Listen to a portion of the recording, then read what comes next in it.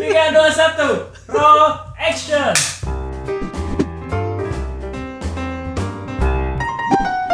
Assalamualaikum warahmatullahi wabarakatuh. Waalaikumsalam warahmatullahi wabarakatuh. Halo. Kita bertemu lagi di program Kulkas. Kuliah ringkas. Satu-satunya kuliah yang tidak bikin boring karena dibahas ringkas. Tidak perlu capek ngontrak SKS apalagi bayar UKT. Namun meski ringkas tetap berkualitas karena tetap punya kelas. Kulkas ngademin topik-topik yang panas karena dibahas bukan pakai nafsu tetapi pakai ilmu atas bimbingan Wahyu. Kulkas ngadem yuk. Oke Pak. Kalau episode sebelumnya nih kita membahas tentang hakikat malam pertama, Oke. hakikat bercinta, Bercinta. terus hubungan antara berwudu Dengan dan salat. salat Oke. ketika bercinta ini Pak di malam pertama gitu. Nah di episode ini saya ketitipan juga nih dari teman-teman gini Pak. Kan ketika misalnya saya nih mau bercinta gitu kan, perlu pemanasan dulu Pak. Biar enak Pak. kayak main bola. Pak. Kalau nggak gitu cedera bahaya Pak. Nah Oke. ini, dalam Islam bagaimana Pak?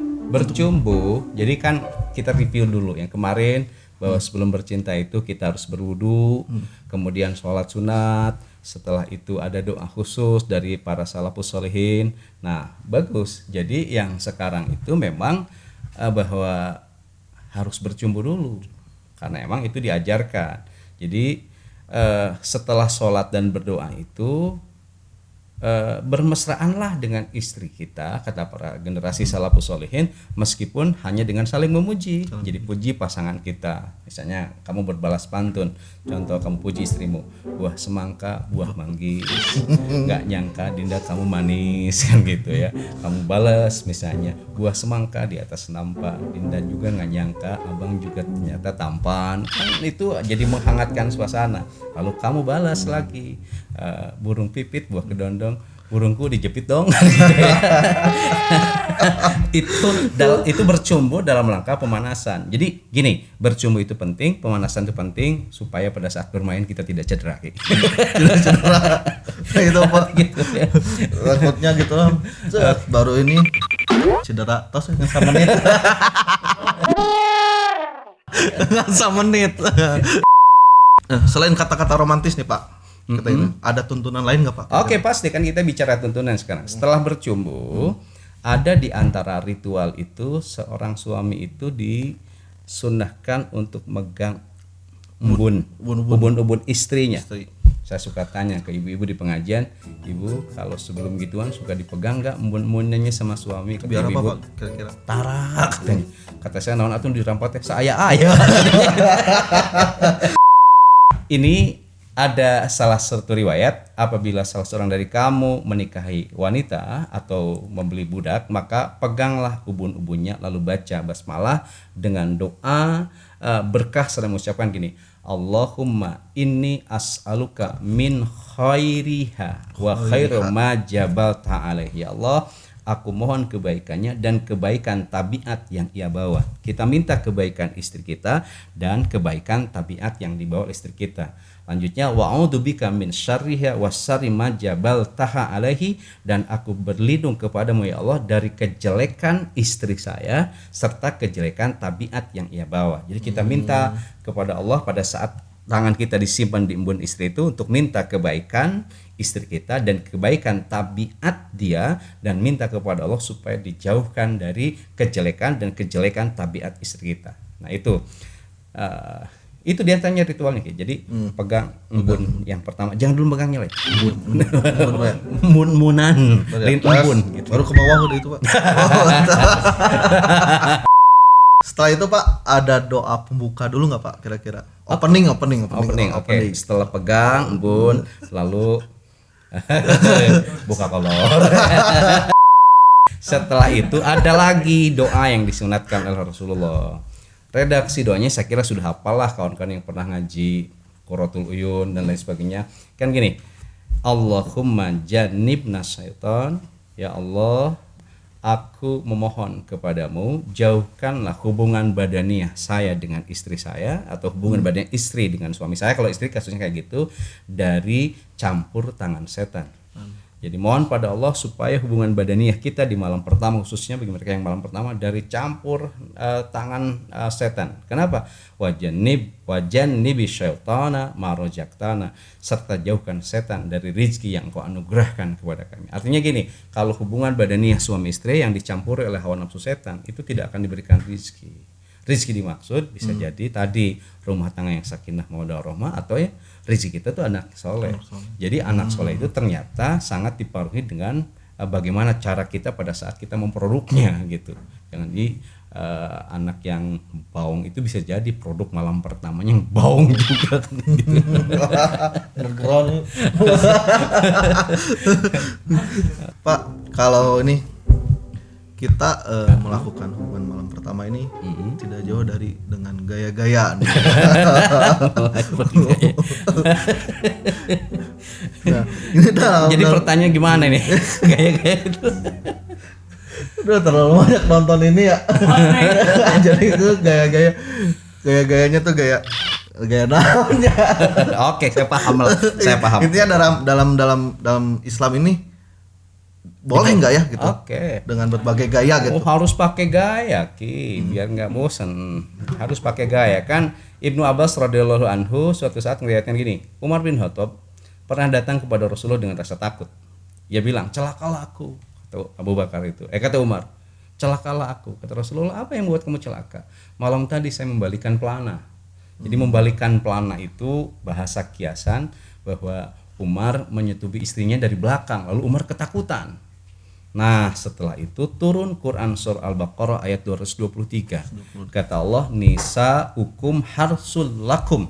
Istrimu itu adalah ladang bagimu. Fa'tu harsakum anna syi'tum. Silahkan kamu garap ladang kamu itu dari arah mana yang kamu suka. Nah, ini jadi kita boleh menggunakan berbagai macam gaya. Gitu, ajul gedang, suruduk beguhu, gerenyem nilem, kocepat mujair, banyak lah pokoknya. Enter sendok. Enter sendok. Kita tahu. Oke, jadi harus pakai gaya boleh. Tapi kata Allah begini, waqaddimu li anfusikum, dan utamakanlah yang baik untuk dirimu. Meskipun boleh kita menggunakan gaya macam-macam, tapi utamakan yang terbaik. Mana yang terbaik teh ulah sampai Gus gitu nyari cangkeng. Sewajarnya kayak cuma mau pecut. Wattaqullah, dan takwalah kalian pada Allah, wa'lamu annakum mulaku, dan ketahuilah bahwa kamu kelak akan bertemu dengan Allah. Luar biasa, ayat ini disandingkan dengan pertemuan kita dengan Allah. Dan di akhir ayat wabasyiril mu'minin, dan berilah kabar gembira bagi orang-orang yang beriman. Jadi ternyata ditafsirkan oleh para ulama, melakukan hubungan badaniyah suami istri itu bisa membangkitkan kegembiraan dan kegairahan. Maka sering-seringlah gitu ya. Jadi ada yang bilang malam Jumat sunat gitu, malam Sabtu sunat muakkad, malam Minggu wajib. Kemudian malam Senin rukun, malam Selasa boleh, malam Rabu dan lain sebagainya. Pokoknya tiap malam. Tapi gitu. boleh tiap malam ya, Pak? Boleh, adik kuat mah tenan naon gitu. Nah, ada pertanyaan Pak nih dari kameramen Pak. Nah, itu. Iya. Malam Jumat tuh. Oke. Sunnah Rasul katanya. Sunnah Rasul itu kita perlu melacak lagi ya. Kalau dibilang malam Jumat itu adalah sunnah Rasul, tetapi memang itu berbanding lurus dengan malam Jumat itu yang disebut dengan Sayyidul Ayam. Sayyidul Ayam itu penghulunya hari. Di penghulu hari itu kita harus melakukan ibadah-ibadah utama, dan menggauli istri juga bagian dari ibadah yang utama. Jadi maka mentradisilah malam Jumat sebagai malam yang disunatkan.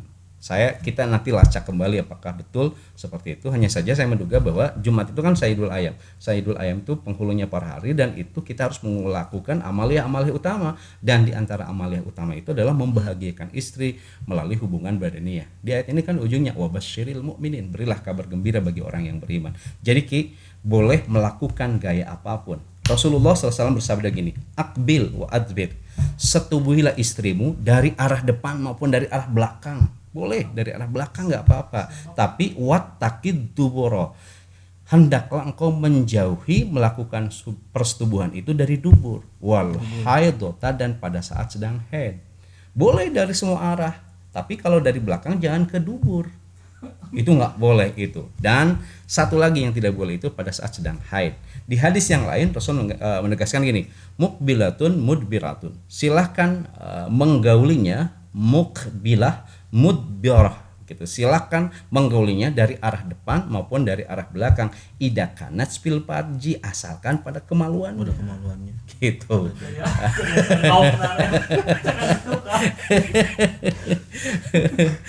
Oke. Tapi Pak, ini sebelum penutup ya di episode ini ada yang apa ya? Bukan laknat Pak ya? Kalau melalui dubur itu gimana sih Pak? Oke, kalau tadi dilarang pasti selalu ada implikasi. Bisa dalam bentuk ancaman misalnya. Nah, kalau kita menyetubuhi istri dari belakang itu di salah satu hadis disebutkan gini, mal'unun dilaknat man ata imro'atahu, mereka yang menggaul istrinya pi duburiha, dari duburnya. Jadi dilaknat. Gitu. Dilaknat oleh siapa? Dilaknat oleh Allah dan dilaknat oleh Rasulullah. Ketika kita dilaknat oleh Allah dan dilaknat oleh Rasulullah, maka hubungan badannya kita tidak akan terkategorisasi ibadah, tapi hubungan badannya kita maksiat, itu memproduksi dosa-dosa dan dosa. Itu bukan ibadah yang menyenangkan, tetapi malah jadi laknat, siksaan bagi kita. Gitu. Suka dari belakang? Enggak Pak.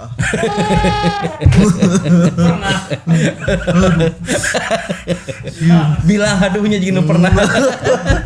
Takut. Nah boleh ki dilaknat ki ya. Jadi tidak boleh Pak ya? Kalau Tidak dari boleh. dubur. Oke. Boleh menggunakan gaya apapun silahkan, tapi satu gitu. Jangan dari dubur. Dua, jangan pada saat sedang head. Di luar itu dipersilahkan gitu. Oke, sip. Oke, begitulah teman-teman, sahabat-sahabat, kita membahas beberapa nih hal yang penting gitu ya. Ketika berhubungan dengan gaya itu boleh ternyata dalam Islam ya. Boleh dalam Islam. Tapi tidak boleh melalui jalur belakang. Bagi yang sudah punya istri silahkan teoretikal eksperimental. Bagi yang belum puasa. Ternyata jalur belakang itu memang nggak boleh gitu. Dimanapun. Jadi harus Boleh asal fil farji. Asal boleh dari belakang asal pada kemaluan. kemaluan. Tapi yang nggak boleh itu dari Dari dubur. Oke teman-teman, nanti yang ingin bertanya gitu ya, boleh nih di YouTube. Oke, boleh. YouTube, Silakan. Tablik itu Pak. Oke, di YouTube Ang Ridwan Official Tabligh Islam. Silakan tanyakan di sana. Tanyakan situ, komentar boleh, mau nanya-nanya apa nanti bakal dibahas dan bakal dijawab oleh Bapak. Insya Allah. Tapi Ya. yang jelas jawaban saya insya Allah berbasis pada Al-Quran dan hadis. Tapi bukan berarti yang paling benar. Silahkan tanya pada narasumber yang lain karena keilmuan Islam itu begitu sangat luas. Ini hanya salah satu saja di program. Ini kita harus pamit Pak ya. Oke, kita harus pamit. Kawan-kawan, kita harus pamit dari acara Kulkas Kuliah Ringkas, satu-satunya kuliah yang tidak bikin boring karena nggak perlu ngontrak SKS apalagi bayar UKT. Tapi meskipun ringkas, kita tetap berkelas dan punya kualitas karena Kulkas itu ngademin topik-topik yang panas karena dibahasnya bukan pakai nafsu, tetapi pakai ilmu atas bimbingan Wahyu Kulkas. Ngadam yuk. Oke. Wassalamualaikum warahmatullahi wabarakatuh. Nah sekarang ada apa lagi Ki yang sekarang? Nah hari ini lebih ke finishing. Misalnya nih kita tuh udah beres nih rumah, tiba-tiba mau lagi ini Pak. Gimana tuh Pak? Apakah kita harus ngulang dari tahapan awal nih? Hari ini kenapa kita tidak bangkit orang-orang hebat seperti dulu? Saya menduga jangan-jangan karena proses membuatnya dibimbingnya bukan oleh Wahyu, tapi oleh American Style.